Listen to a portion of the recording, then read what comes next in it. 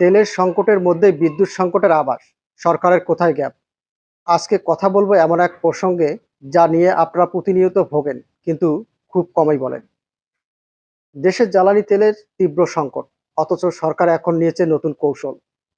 দোকানপাট, bank, office, আদালত, কারখানা, স্কুল, কলেজের বন্ধের সময় কমিয়ে দিচ্ছে, যাতে বিদ্যুৎ সাশ্রয় হয়। একটু ভাবুন, যখন সংকট কাটেনি আপনি বন্ধের সময় কমিয়ে দিচ্ছেন, তাহলে এর মানে কি দাঁড়ায়? সহজ ভাষায় বলছি, আমরা কয়েকদিনের মধ্যেই বিদ্যুৎ সংকটের মুখোমুখি হতে যাচ্ছি। কিন্তু কেন হলো এই অবস্থা? সমস্যা হলে সময় কমিয়ে সামরিক সমাধান দেওয়া হচ্ছে, কিন্তু লং টাইম প্ল্যানটা কোথায়?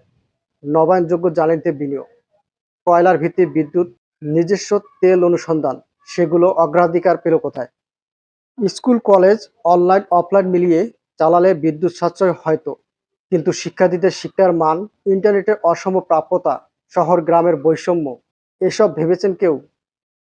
সাশ্রয় মানে যখন সাধারণ মানুষকে কম ব্যবহার করা বলা হয়, কিন্তু প্রশাসনিক ভবনগুলোতে বিলাসিতা, আলো, এসি, অনাবশ্যক বিদ্যুৎ ব্যবহার বন্ধ হচ্ছে না।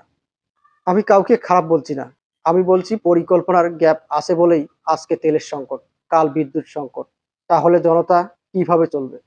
তেলের সংকট এখনো কাটেনি, তেমনি অদূরে ভবিষ্যতের বিদ্যুৎ সংকট আরো প্রকট হতে চলছে। কিন্তু প্রশ্ন হলো, আমরা সাধারণ মানুষ কি করব? নিশ্চয়ই অপেক্ষায় বসে থাকা ঠিক নয়। আপনি যদি সংকটের এই সময় বিদ্যুৎ সাশ্রয়ী উপকরণ ব্যবহার করেন, অহেতুক লোড কমিয়ে দেন, সচেতন থাকেন, তাহলে আমরা সামান্য হলেও চাপ কমাতে পারি। আমার দাবি একটাই, সরকার যেন সবসময় স্বচ্ছ পরিকল্পনা নেয়, শুধু সময় কমিয়ে না দিয়ে উৎস বৃদ্ধির পথ দেখায়। আপনার মতামত কি? সংকটের মোকাবিলায় সরকার কি করা উচিত? কমেন্টে জানান। ভালো থাকুন, সচেতন থাকুন। ধন্যবাদ।